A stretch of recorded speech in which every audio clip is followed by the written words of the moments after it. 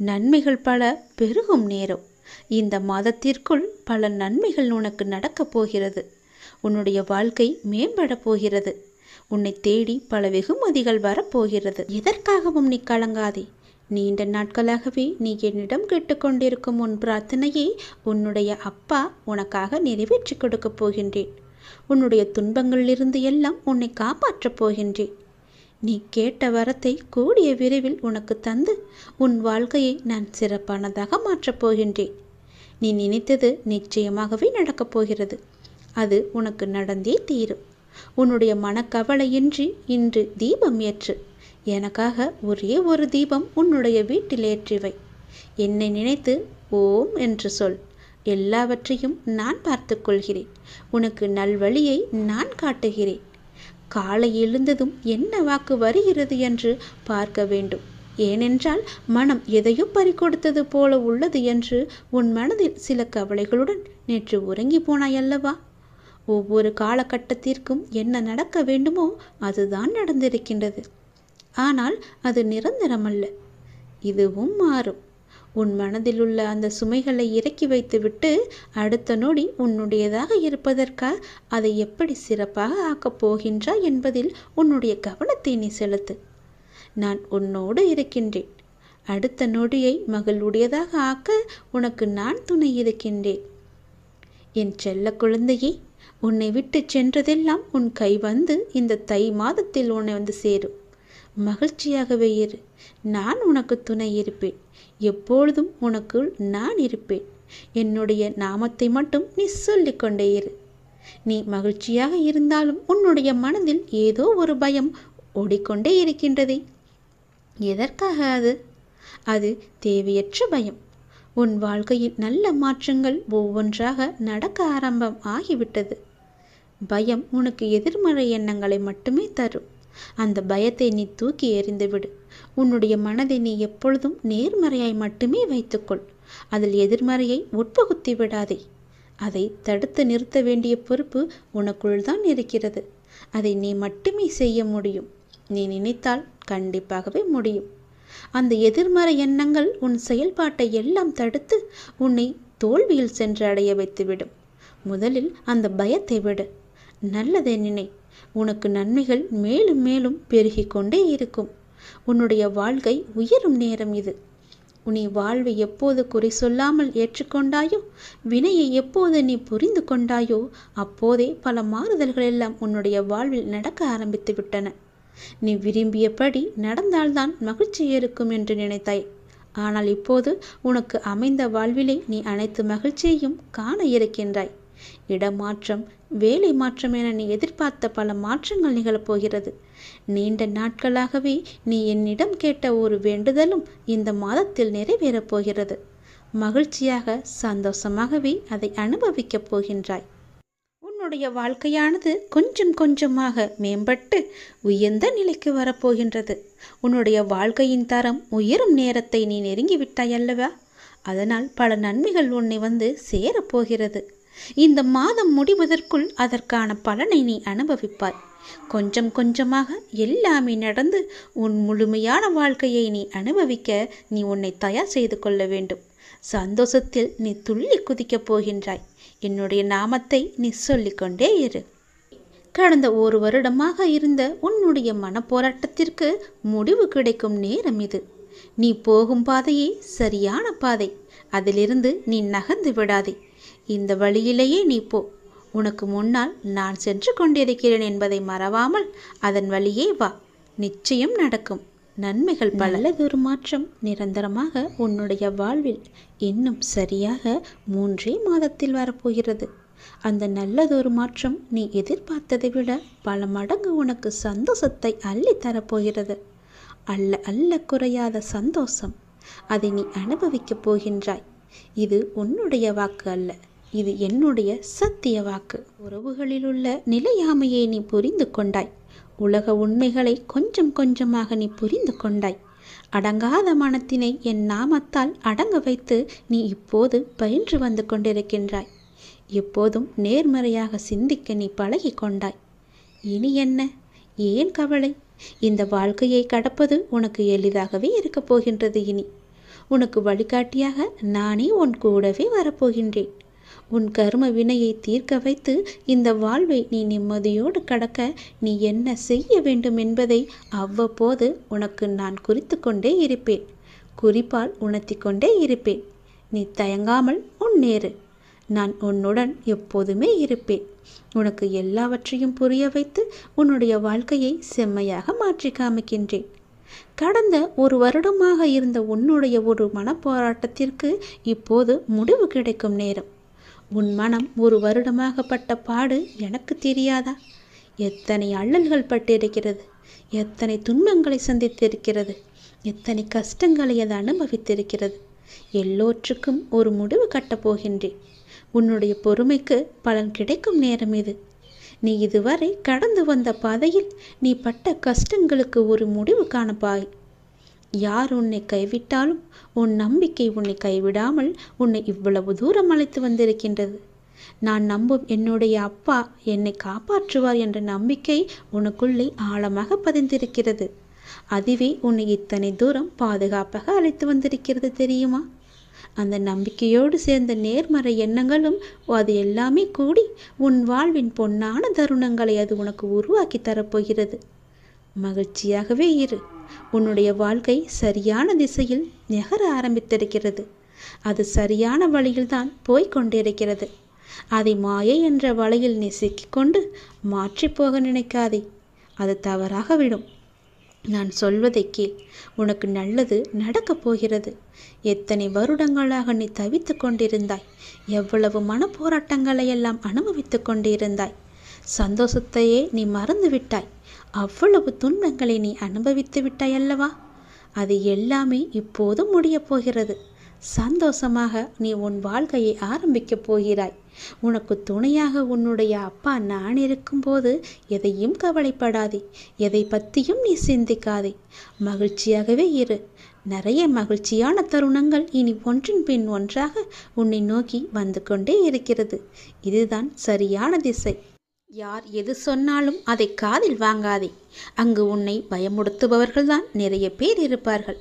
அவற்றையெல்லாம் நீ காதில் வாங்காமல் நீ போகும் பாதையே சரியான பாதை என்று நகர்ந்து போய்கொண்டே இரு. இதற்காகவும் நீ அதிலிருந்து பின்வாங்கக்கூடாது. நம்முடைய வாழ்க்கையில் தேடலும் தேவையும் தீர்வதே இல்லை. மனித வாழ்வில் எதிர்பார்ப்பின்றி ஏமாற்றங்களின்றி வாழ்க்கை துவங்குவதும் இல்லை, முடிவதும் இல்லை. அனைத்தையும் எதிர்கொள்வதிலும் ஏற்றுக்கொள்வதிலும் தான் அனைத்துமே அடங்கியிருக்கிறது. சூழ்நிலைகளை அனுசரிக்க பழகிக்கொண்டால் இவ்வுலகம் உங்களுக்கு பூஞ்சோலையாகவே மாறிவிடும். யார் உன்னை புறக்கணித்தாலும் பரவாயில்லை. இந்த பிரபஞ்சம் எப்போதும் உன்னை தன்பால் கருணையால் அரவணைத்து கொண்டுதான் இருக்கும். அதை மட்டும் நீ மறந்து விடாதே. எனது பக்தனாகிய நீங்கள் என்னை வழிபட ஆரம்பித்த நாள் முதல் நான் உங்களை கவனித்து எந்த சூழ்நிலையிலும் தாங்கிக் கொண்டு உங்களது பாரங்களை நான் சுமக்கிறேன். உங்களின் கருமாவே இதற்கு காரணம். மனதின் சிறு சஞ்சலத்தை தவிர்த்து விடுதல் மிக மிக நல்லது. முழு மனதுடன் என்னை நம்பி சரணாகதி அடைந்தால் அனைத்து இடர்பாடுகளையுமே நான் கலைத்து விடுவேன். என்றுமே உன்னை நான் கவனித்து கொண்டுதான் வருகிறேன். உன் எண்ணம் தடுமாறும்போது உன்னை நல்வழிப்படுத்தி தூய சிந்தனை அளிக்கிறேன். நீ வேதனைப்படும் காலத்தில் உன்னோடு இருந்து நான் ஆறுதல் அளித்து வேதனை போக்கும் வழியையும் கூறுகிறேன். உன் வீட்டில் பாதுகாவலனாக இருந்து உங்கள் அனைவரையும் தீய சக்திகள் அண்ட விடாமல் தடுத்து உங்களை நான் காத்து வருகிறேன். உங்களுடைய இல்லறத்தில் நல்லறம் காக்க ஒவ்வொரு நிமிடத்திலும் உன் மனதில் எச்சரிக்கை செய்து கொண்டே இருக்கிறேன்.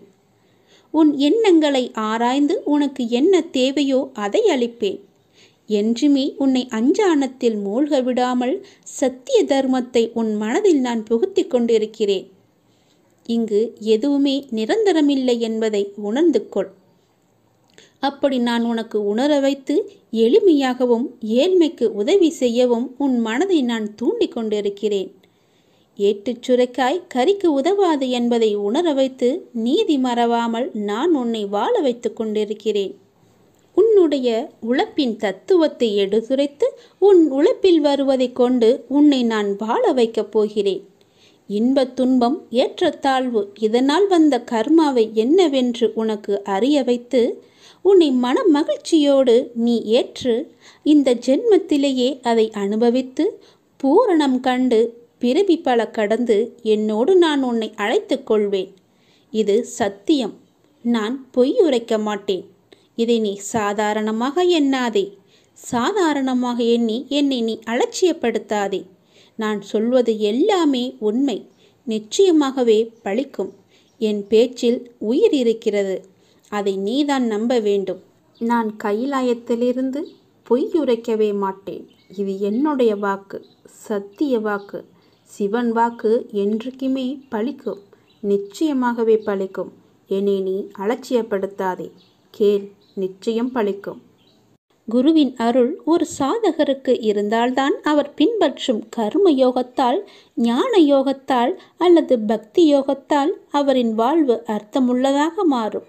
அதன் பின்பு குருவால் பரிந்துரைக்கப்பட்ட ஆன்மீக பயிற்சியையே ஒரு சிஷ்யன் செய்வதால் அவருக்கு குரு அருளின் பாதை மட்டுமே எஞ்சியுள்ளது. இறைவனை நோக்கி செல்லும் எல்லா பாதைகளின் உச்சக்கட்டத்தில் ஒரு சாதகன் இறுதி இலக்கான இறைவனோடு ஒன்றர கலக்க குருவருளே என்றுமே துணை புரிகிறது. பார்வையற்றவர்கள் வாழும் நாட்டில் பார்க்க தெரிந்தவன் அரசன் என பழமொழி ஒன்று உள்ளது. மிக நுண்ணிய 6வது அறிவை கொண்ட குரு ஒருவர் ஆன்மீகத்தில் குருடாகவும் அறியாமையிலும் இருக்கும் மனிதர்கள் மத்தியில் முழுவதுமாக பார்க்க தெரிந்தவராக கருதப்படுகிறார். அவர் ஏற்கனவே இந்த ஆன்மீக பாதையை தனது குருவின் உதவியுடன் கடந்து வந்ததோடு விஸ்வமனம் என்றும் புத்தியினை அணுகக்கூடியவராகவும் இருக்கிறார். எந்த ஒரு துறையிலும் நம்மை வழிநடத்த ஆசான் ஒருவர் இருப்பது விலை மதிப்பற்றதாகும். ஆன்மீகத்திற்கும் இது பொருந்தும். தொட்டுணர முடியாத சூட்சமமான ஆன்மீகத்தில் உன்னதமான ஆன்மீக வழிகாட்டியை அல்லது குருவை கண்டறிவது கடினம். குரு என்பவர் ஆசிரியர் அல்லது போதகரை காட்டிலும் வேறுபட்டவர். எல்லா மதங்களுக்கும் கலாச்சாரங்களுக்கும் அடிப்படையாக உள்ள பொதுவான ஆன்மீக கோட்பாடுகள் பற்றி நமக்கு கற்றுத்தரும் உலகத்தின் ஆன்மீக ஒளியின் கலங்கரை விளக்கமே குரு ஆவார்.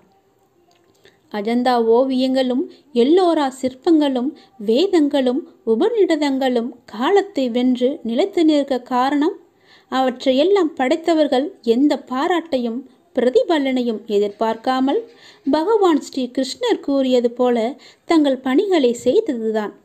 இவை எவற்றிலும் அதை படைத்தவர்கள் பெயர் இல்லை. எதிர்காலம் எங்கள் பெயரை நினைவு வைத்திருக்க வேண்டும் என்கிற எண்ணம் அஜந்தா ஓவியங்களை வரைந்த ஓவியர்களோ எல்லோரா சிற்பங்களை வடித்த சிற்பிகளுக்கோ வேத உபநிடங்களை பாடிய முனிவர்களுக்கோ இருக்கவில்லை. ஒரு செயலை செய்கையில் மற்ற அனைத்தையும் மறந்து அந்த செயலிலேயே ஐக்கியமாகிவிட்டால் அந்த செயல் பரிபூரணமாகவும் மிக சிறப்பாகவும் அமைந்துவிடும் என்பதில் சந்தேகமில்லை. ஒரு கலைஞன் தன் கலையில் தன்னை மறந்து ஐக்கியமாகி விடுகையில் உருவாகும் படைப்புகள் காலத்தை வென்று நிலைத்து நின்று விடுகின்றன.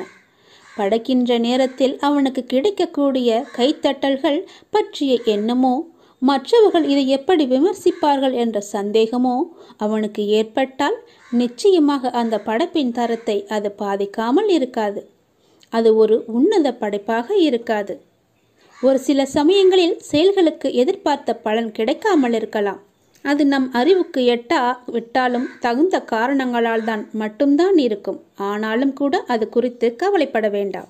ஒன்றை பற்றி நீங்கள் கவலையோ பதட்டமோ பட்டுவதால் எந்த நிலை மாறிவிடுமா என்ன? அந்த நிலை மாற்றிவிடப் போவதில்லையே. எனவேதான் பலனை குறித்த சிந்தனையை செயல்புரியும் சமயத்தில் அப்புறப்படுத்திவிட அறிவுறுத்துகிறேன். கிருஷ்ணனுடைய பற்றுடைய செயல் வெறும் செயலாக இருக்கையில் பற்றற்ற செயல் யோக நிலைக்கு உயர்த்தப்படுகிறது.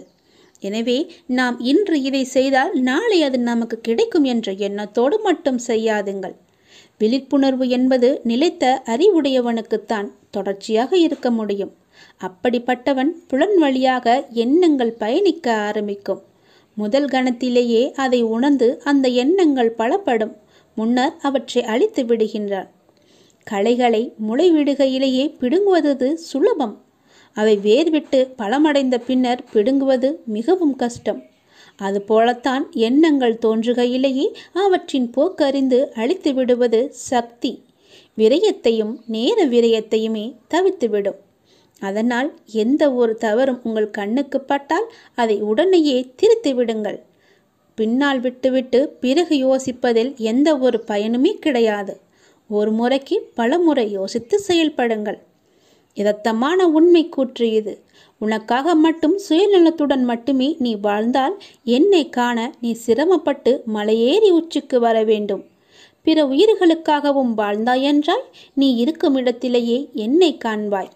தேடலும் தேவையும் தீர்வதே இல்லை மனித வாழ்வில். எதிர்பார்ப்பின்றி ஏமாற்றங்களின்றி வாழ்க்கை துவங்குவதும் இல்லை, முடிவதும் இல்லை. அனைத்தையும் எதிர்கொள்வதிலும் ஏற்றுக்கொள்வதிலும் தான் அனைத்தும் அடங்கியுள்ளது. சூழ்நிலைகளை அனுசரிக்க பழகிக்கொண்டால் இவ்வுலகம் உங்களுக்கு பூஞ்சோலையாகவே மாறிவிடும். யார் உன்னை புறக்கணித்தால் என்ன? இந்த பிரபஞ்சம் எப்போதும் உன்னை தன் அன்பால் கருணையால் அரவணைத்து கொண்டுள்ளது. சூரியனோ சந்திரனோ என்றாவது உன்னை புறக்கணித்து இருக்கிறதா? அப்படி புறக்கணித்தால் இந்த உலகம்தான் இருக்குமா? ஒளியை அந்த சூரியன் உனக்கு தர மறுத்ததுண்டா? இயற்கை ஒருபோதும் உன்னை புறக்கணிப்பதில்லையே. உன் மீது எல்லையில்லா கருணை கொண்டிருக்கும் இயற்கையை மறந்து நீ மனிதர்களின் புறக்கணிப்பு குறித்து கவலைப்பட்டு கொண்டிருக்கிறாய். அது மனிதன் வேலை, அது மனதின் வேலை. உண்மையில் எத்தனையோ மனிதர்கள் உன்னை புறக்கணிப்பது உண்டு. எத்தனையோ மனிதர்களை நீயும் புறக்கணித்திருக்கிறாய். கொஞ்சம் நீ யோசித்துப்பார். சில மனிதர்களை உன் மனம் கூழாங்கற்களாக நினைக்கிறது. சில மனிதர்களின் புறக்கணிப்பு உனக்கு வலியை தருகிறது. சில மனிதர்களை மனம் விலையுயர்ந்த வைரம் போல் மிக உயர்வாக நினைக்கிறது. அவர்களின் அன்பிற்கும் அங்கீகாரத்திற்கும் ஏங்குகிறது. கூழாங்கற்களால் புறக்கணிப்பு ஏற்பட்டால் அது வலியை தருவதில்லை.